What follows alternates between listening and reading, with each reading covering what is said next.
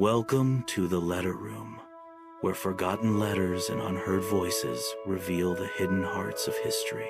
We want to journey back to the heart of World War II, where the fate of nations hung by a thread, and one man's words carried the weight of a world in crisis. I'm your guide into the private world of Winston Churchill, the iconic British leader whose booming voice rallied a nation against the Nazi tide.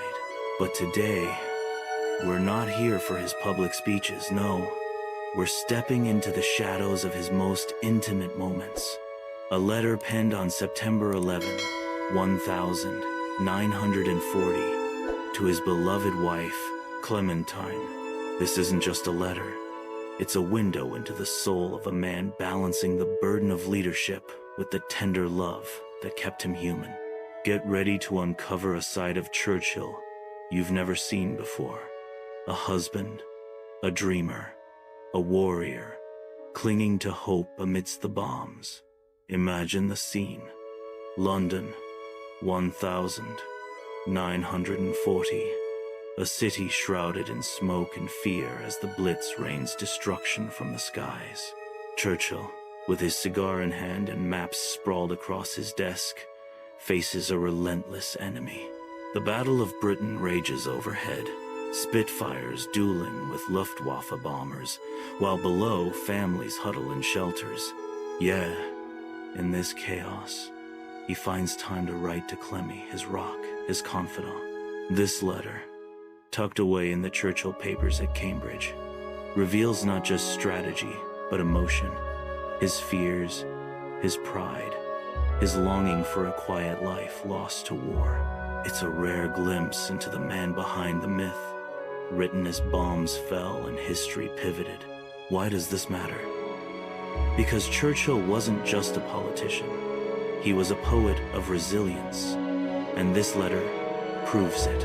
Historians have pored over his speeches, but this personal note shows the human cost of leadership.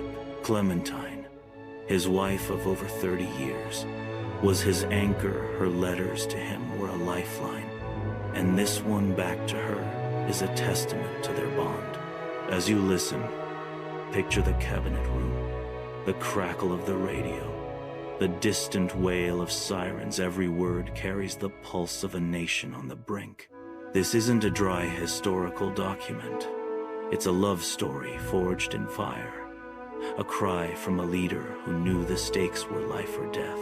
Before we dive into the letter itself, let's set the stage. It's been 2 months since France fell, and Britain stands alone against Hitler. The RAF is stretched thin. The public teeters between defiance and despair, and Churchill is crafting his finest hour speech. Yeah, amidst this, he pauses to pour his heart onto paper for Clemmie. What drove him to write? Was it love, exhaustion, or a need to hold on to something real? We'll explore that as we read. But first, a warning. This letter will pull you into the heart of 1940. You'll feel the tension, the love, the weight of a world at war. So, grab a cup of tea, settle in, and prepare to be transported. After the letter, we'll unpack its secrets, his strategies, his emotions, and what it all means today. Hit that like button if you're ready. Subscribe for more untold stories, and let's begin this incredible journey together. Are you with me?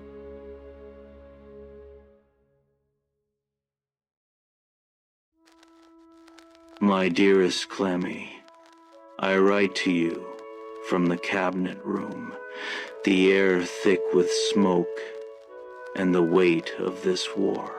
The Battle of Britain rages above us, and the Luftwaffe's bombs fall like a relentless storm.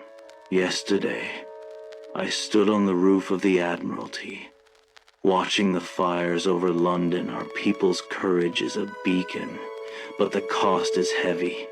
I've ordered more Spitfires into the air, and the RAF holds. though their losses cut deep. Your letters are my solace, and I cling to your words amidst this chaos. The House of Commons was alive today. My speech, on their finest hour, took shape there, born from the grit I see in every face. I've been up for 36 hours, drafting, arguing with the war cabinet. Some want peace with Hitler, but I'll not bend. The Americans are stirring, and I've cabled Roosevelt again, pressing for destroyers. His reply is cautious, but I sense a shift. We need their steel, their ships, to survive this. At home, the children are safe at checkers, and I thank you for keeping them steady. Mary's letters to me are a joy, though I miss her laughter. The garden there, you say, blooms despite the raids. Nature's defiance mirrors ours. I've been thinking of our early days, Clemmie, when we'd walk the Kentish lanes, dreaming of a quiet life. Now, I dream only of victory, but your love anchors me. The generals press for more troops in North Africa, and I've approved it, though the supply lines stretch thin. I've met with Ismay and Portal. Our strategy hinges on holding the channel. The nights are long, filled with maps and telegrams, but your photograph on my desk keeps me going. Write me of the roses, of the children's voices. Give me a piece of peace to carry forward. With all my love, Winston.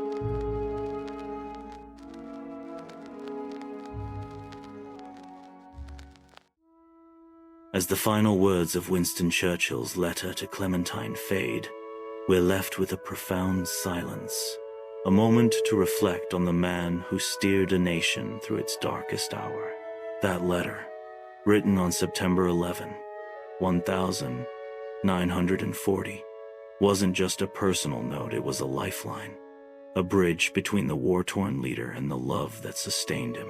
You've heard his fears of the Luftwaffe, his pride in the RAF, his dreams of a post-war world, and his tender longing for Clemmie's roses.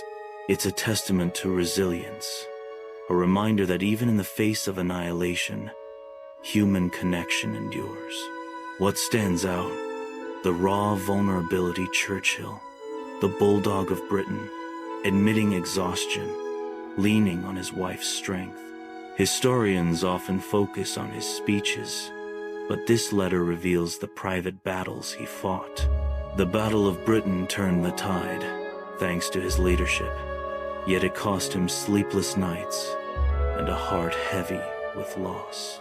Clementine's role as his anchor is clear. Her influence shaped his resolve, and that idea of a Council of Nations, it foreshadowed the United Nations, a legacy born from these scribbled hopes. Now, it's your turn to step into this story. What did this letter stir in you? Admiration for Churchill's courage, empathy for his struggle, or curiosity about Clemmie's side? Grab a pen and jot down your thoughts. Share them in the comments below. I'm dying to hear your take. If this journey into 1940 moved you, smash that like button, subscribe for more hidden histories, and ring the bell to join our next adventure. Maybe we'll explore Roosevelt's letters next, or dive into a wartime love story from another era, your choice. Let's keep the conversation alive. But before we go, a question. Could you have written such a letter under that pressure? Imagine the bombs, the maps, the weight, yet Churchill found time for love. It's a lesson in balance, in humanity. Check the description for sources and more resources to dig deeper. Thanks for watching, and until next time, keep exploring the past that shapes our present. See you soon.